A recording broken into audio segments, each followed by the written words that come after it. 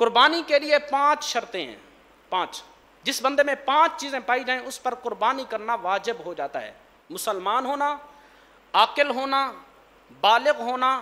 مقیم ہونا، مالدار ہونا، یہ 5 شرطیں ہیں۔ مسلمان پر قربانی ہے، عاقل بندے پر قربانی ہے، بالغ پر قربانی ہے، مقیم پر ہے۔ مقیم کہتے ہیں جو مسافر نہ ہو، یعنی مسافر اگر کوئی سفر میں ہے تو اس پر بھی قربانی واجب نہیں ہے۔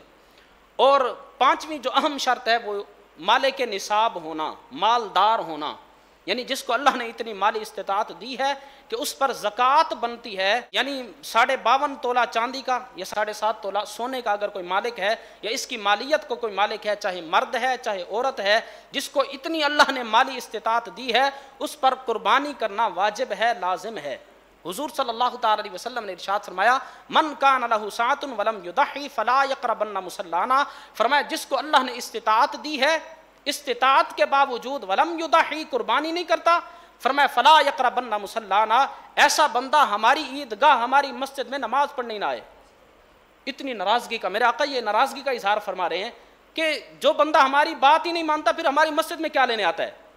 کہ اللہ رسول کا حکم ہے کہ قربانی کرنی ہے، جس کے پاس وسعت ہے، جس کے پاس طاقت ہے، اللہ نے مالی طور پر اس کو استطاعت دی ہے، تو سال کے بعد قربانی کا جانور پیش کرنا ہے اللہ کی بارگاہ میں، اور پھر بھی قربانی نہیں کرتا، فرمایا ہماری عیدگاہ میں کیا لینے آتا ہے؟ حضور علیہ السلام نے یہ ایک ناراضگی کا اظہار فرمایا کہ جس کے پاس استطاعت ہے وہ قربانی ضرور کرے۔ قربانی جو ہے یہ تقوی کا نام ہے۔ قرآن کریم میں اللہ نے کیا فرمایا؟ لن ینال اللہ لحومها ولا دماؤها ولکن ینالہ التقوی منکم، فرمایا نہ اللہ کو تمہارا گوشت پہنچتا ہے، لحومها ولا دماؤها، نہ تمہارے جانوروں کا خون پہنچتا ہے، گوشت ہم خود کھا لیتے ہیں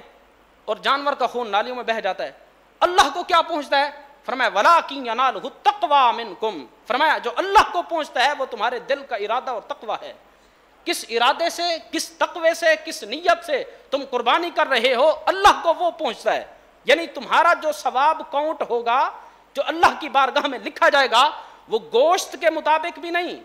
خون کے مطابق بھی نہیں، تمہارے تقوی کے مطابق لکھا جائے گا، تمہاری نیت کے مطابق لکھا جائے گا۔ کس نیت سے تم نے جانور قربان کیا ہے اس کے مطابق تمہیں اجر و ثواب دیا جائے گا۔ لن ینال اللہ لحومها ولا دماؤها ولکن ینالہ التقوی منکم۔ تو قربانی میں صحیح نیت کا ہونا شرط ہے، یہاں تک کہ ہمارے علماء نے یہ بات لکھی کہ اگر کسی ایک جانور میں 7 حصہ دار ہیں، 7 قربانی کر رہے ہیں، لیکن ان میں سے کسی ایک کی نیت میں فطور ہے اور وہ صرف اس لیے قربانی کر رہا ہے کہ مزے کریں گے، گوشت کھائیں گے، یعنی گوشت کی نیت سے اگر کوئی قربانی کے جانور کے اندر حصہ دار بن جاتا ہے تو جس کی نیت میں فطور تھا اس نے سب کی قربانی خراب کر دی، باقی 6 کی بھی نہیں ہوگی۔ ایک حصہ دار بھی اگر غلط شامل ہو جائے نیت کے اعتبار سے، عقائد کے اعتبار سے، اگر آپ نے اپنی قربانی کے اندر کسی ختم نبوت کے منکر کو شامل کر دیا، کسی ایسے بندے کو شامل کر لیا جو اللہ پر بھونکتا ہے، اللہ کے رسول پر بھونکتا ہے، صحابہ پر بھونکتا ہے، یعنی جس کے عقائد خراب ہیں، عقیدے کی خرابی باقیوں کی قربانی کو بھی خراب کر جائے گی۔ اعمال کی خرابی خراب نہیں کرتی، آپ کسی شرابی کو قربانی کے اندر شامل کر لیں سب کی ہو جائے گی۔ اس سے یہ بھی معلوم ہوا کہ اعمال کی خرابی سے بڑا فتنہ عقائد کی خرابی ہے۔ عمل خراب ہوں اس کی پھر بھی بخشش کے کچھ چانس موجود ہیں، اگر کسی کا عقیدہ خراب ہے اس کی بخشش نہیں ہے۔ عقائد میں مضبوطی، یہ کلمہ پڑھتے ہی عقائد کی مضبوطی ضروری ہے۔ تو اگر کوئی قربانی کے اندر ایسا بندہ شامل ہو گیا جس کی تقوی کی نیت نہیں، عبادت کی نیت نہیں ہے، کسی اور نیت سے قربانی میں شامل ہو رہا ہے، چلو پائے بھی کھائیں گے، اوجری بھی کھائیں گے، گوشت بھی کھائیں گے، میرے بچے کو کلیجی کا شوق ہے، اگر اس کسی نیت سے قربانی کے جانور کے اندر شامل ہو گیا تو سب کی قربانی نہیں ہوگی۔ چھوٹا جانور اس کی عمر 1 سال، بھیڑ بکری بکرا ہے 1 سال شرط ہے، 1 سال سے کم نہ ہو۔ اچھا اس میں دانتوں کا اعتبار نہیں، عمر کا اعتبار ہے۔ بعض لوگ کیا کرتے ہیں کہ بہت زیادہ کھلاتے ہیں جانوروں کو، جو قربانی کے جانور بیچتے ہیں بہت زیادہ کھلاتے ہیں، عمر ابھی کم ہوتی ہے، پھر پلاس کے ذریعے جانوروں پر ظلم کرتے ہیں اور دانت توڑ دیتے ہیں۔ اور ہمارے ہاں رواج ہے کہ جو جانور خریدنے جاتا ہے پہلے جانور کے دانت دیکھتا ہے، حالانکہ دانت دیکھنا شرط نہیں ہے، عمر کا ہونا شرط ہے، عمر پوری ہو۔ جو ماہر ہے، جانور پالنے والا ہے، وہ کہتا ہے کہ یہ جانور 1 سال کا ہے، اس کی بات کو تسلیم کیا جائے گا۔ یہ بالکل آسان ہے کہ اگر ایک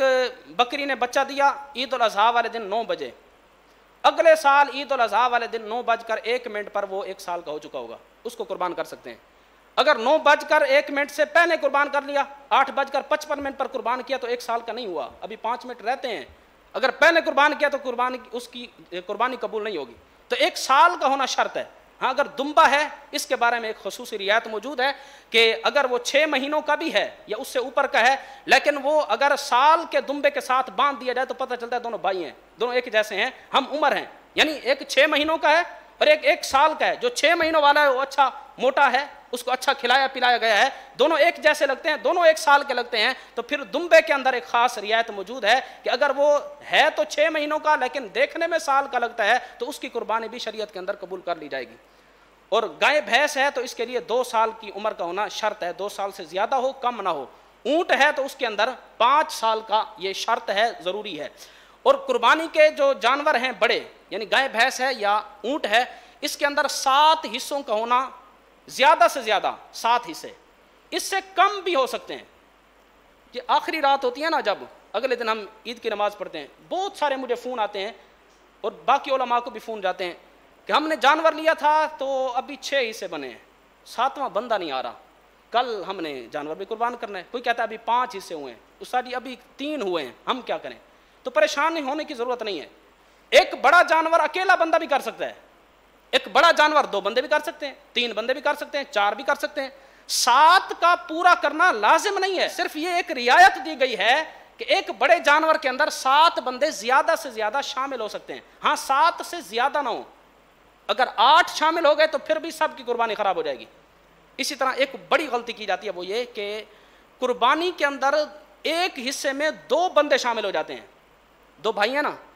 وہ کہتے ہیں کہ حصہ ہے 20,000 کا، چلو 10 میں دیتا ہوں 10 تو دے دے، ہم قربانی کر لیتے ہیں۔ ان دونوں کی نہیں ہوئی، آدھا حصہ ہے نا یہ۔